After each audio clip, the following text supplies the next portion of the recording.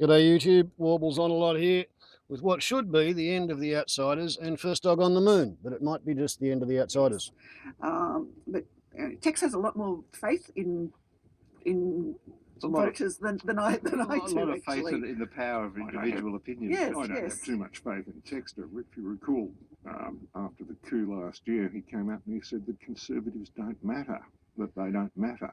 Well, let's see how the Senate's composed when people who are Conservatives go for ALA, LDP, Hunters and Fishers, any of the parties on the right that they find more acceptable than the one led by the current Prime Minister.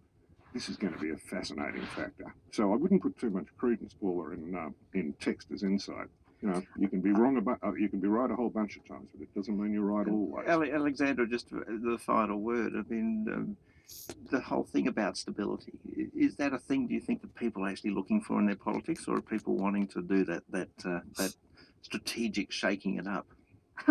I mean, there'd be a lot of us who kind of work in this industry that would like to see it be much more colourful, but unfortunately it's not entirely up to us. I think the stability line is something that people are responding to, because it is one of those lines that have broken through, and people understand that they all know we had many changes in leadership, and that's potentially a problem. And I think if they're registering things that are happening overseas like Brexit and the rise of Trump, that they are going to probably want a stable government. And you can tell that line's working because both sides are pushing it. Like Bill Shorten was saying, in these times you can't trust Malcolm Turnbull because he's got a divided leadership. He's not going to give you the stability he's promising. So and Bill Shorten it just doesn't. depends who you listen to.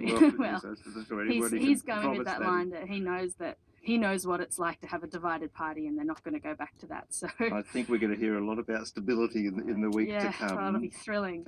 Thank you all. Alexandra Lee, fresh from the Chaser election desk. You'll see her there on Wednesday. Paula Matthewson, columning, and you'll read her words at the Drum and New Daily.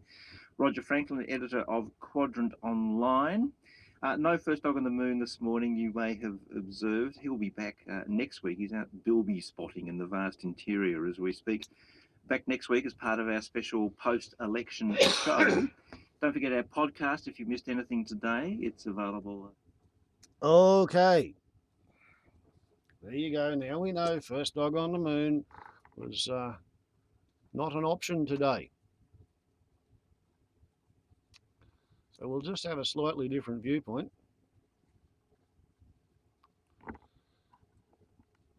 There we go. Would you like to see the radioactive trefoil? I get to see it glowing orange. Oh, come on. But you get this. Oh, yeah, you get some orange there. Isn't that lovely?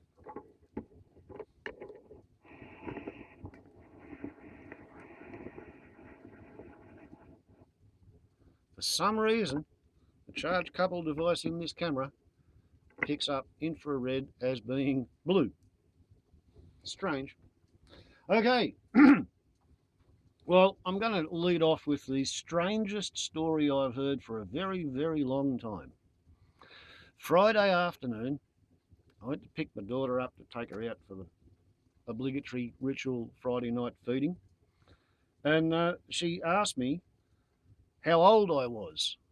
I said, I'm 55. And she said, oh, okay, so it's not you then. I said, what do you mean? And she said,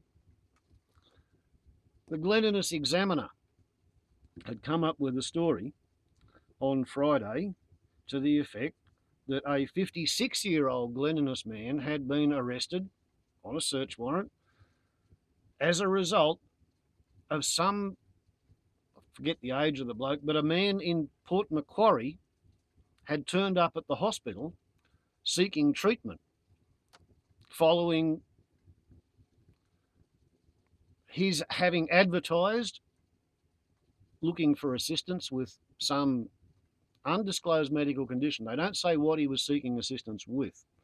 But this 56-year-old man from Glen Innes drove down to Port Macquarie, met the person who wanted some medical assistance. They went to a motel, and the man from Glen Innes, who is not a medical doctor, is not surgically qualified, performed an orchidectomy. Orchid is medical talk for testicles or ovaries. Ectomy means removal of, cut out. So an orchidectomy means that this bloke went down and he cut out one testicle. And then a week later, when his wound line had gone manky, that's when the bloke went to the hospital. And when the people at the hospital took a look at what this fella had done to himself and heard the story, they called the police. And the police investigated, and then they showed up at Glen Innes with a search warrant, and they discovered at the man's house medical tools and equipment, like surgical tools. They discovered 4 bottles of amyl nitrate, which is what they used to call the love drug back before AIDS was discovered in the 70s and 80s. It was a big thing among the same-sex community. And there were 7 firearms, and the 7 firearms weren't correctly stored and locked away. So there's a Glen Innes man who's facing charges of committing surgery without a license, impersonating a medical doctor. My mind completely boggles at the thought that anybody would be stupid enough to advertise for literally a quack, a pretend doctor, and then sit still for them to cut out one ball. Some people have said, well, like, how would he know what he was doing? I mean, if he worked on a sheep farm, they castrate hundreds or thousands of pre-adolescent male sheep because they don't want to have a whole lot of rams running around. They want to have wethers and ewes, and they keep a couple of rams for breeding off in another paddock, what they call the entires. So there's a lot of people who are fairly proficient at taking testicles out. Whether this particular unlicensed doctor or surgical quack had practiced in the agricultural industry, or whether this was his maiden attempt at the operating table, I don't know. But I don't know either whether the original plan was to take both testes and perhaps the patient decided that the one's enough, I'm backing out of this idea, it doesn't make any sense anymore. But what a mind-boggling thing. Somebody only 1 year older than me, a Glen Innes man, has been arrested for illegally removing a testicle. Signs of the times. We live in interesting times. So, on the election front, the Labor Party ran a scare campaign to the effect that the Liberal Party was going to privatise Medicare. The Liberal Party said, oh, no, we only got the Productivity Commission to investigate the idea of privatising the payment side of Medicare. And why would we privatise Medicare? We wouldn't do it. And everybody in the whole electorate said, yeah, Tony Abbott, no changes to health, no changes to education. We remember, all that, no changes to pensions, no. We remember Tony Abbott, he lied through his teeth. Now the same people who pulled his puppet strings are pulling Malcolm Turnbull's, and it's all a bunch of bullshit. We do not believe it. So then the Liberal Party decided, stop the boats, stop the boats, stop the boats. They've finally admitted that the boats have not stopped coming, in the sense that the boats are still departing from Asia. The boats have stopped arriving because the Australian Navy and Coast Guard is intercepting them and turning them around and sending them back. And if the boat appears to be too leaky, we give them a new boat. It's incredibly expensive, wildly expensive. So that's just burbling on the sidelines. Barnaby Joyce and Tony Windsor are still slugging it out to see who's going to be the member for New England. I'm personally going to vote Green so that they get the $2.60 for a number one preference, which anybody who stands for election receives as long as they get 4% of the vote. If you don't get 4% of the vote, then however much it cost you to be in the election comes out of your pocket, and more fool you if you borrowed the money. If you get 4% or more, every vote you get paid $2.60.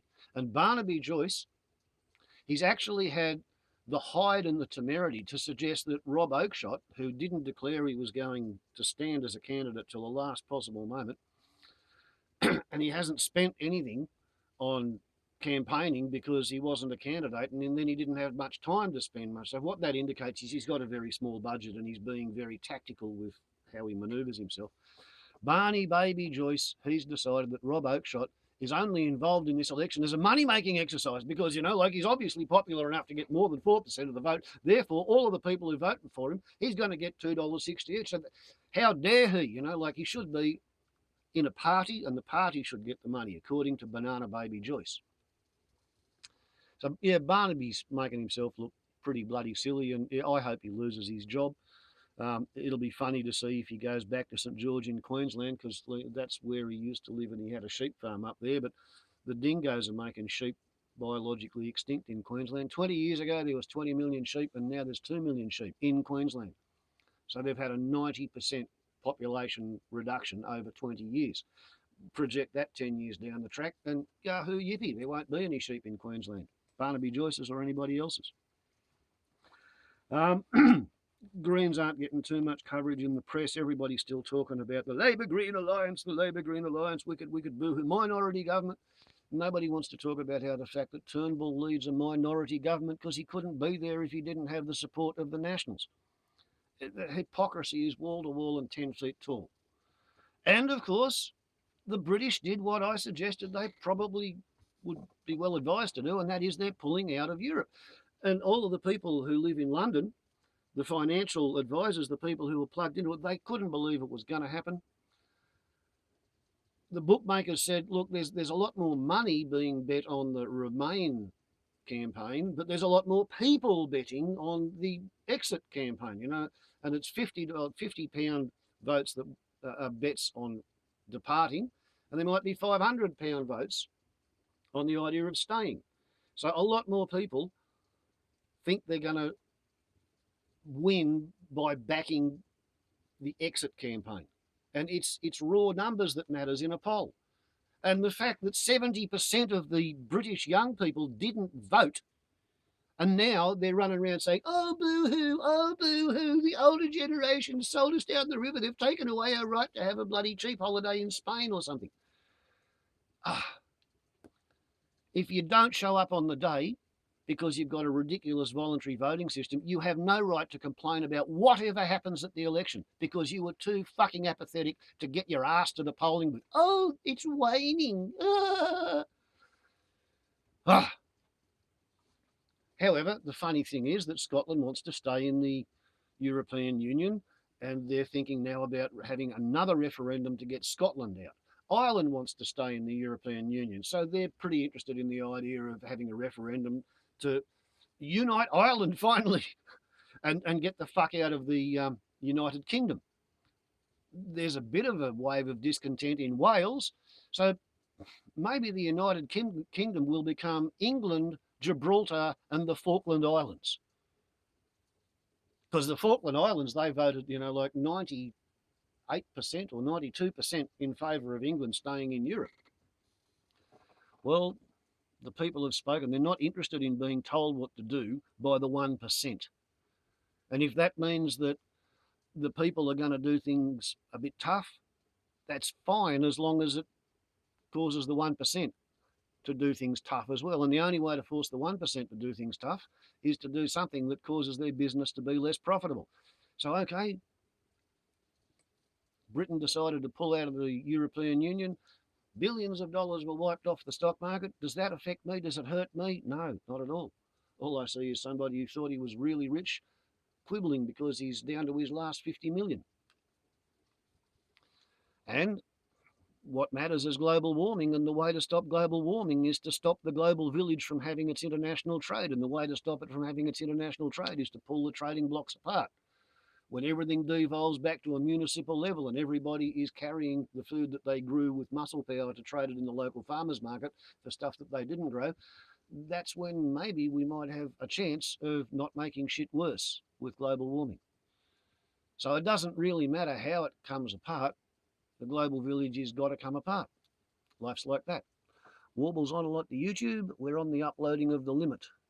So that'll have to be it. Ciao.